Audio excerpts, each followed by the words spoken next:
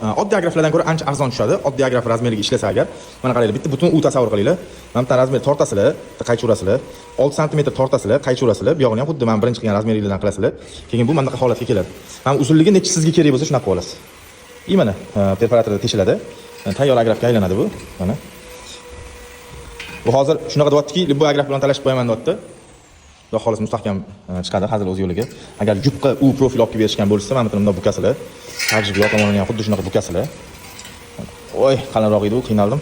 Mana, klinni ichkaridan qoqib ko'rasizlar, yog'iga mana. Xudo xolasa hech qayerga ketmaydi, sigardonilar o'ynamaydi. O'zini holida turadi. Foydalansanglar xursand bo'lamiz. Bu mana bizani karkas qilishimizni. Mabodo og'ir ko'tarishiga, sigardon tekis ushlab berishiga yoki yana nimadirlarga agrafdan muammosi borlar, xohlasanglar yossanglar, sizlarga lokatsiya tashib beraman, kelsanglar, o'zingizlar osilib ko'rasizlar. Xuddi shu u profildan agraf yasalgandek, J profildan ham yasasa bo'ladi. Unda bundan ham mustahkam, bundan ham arzon tushadi. Godib yozib oringlar, uni ham syomkasini chiqarib olamiz.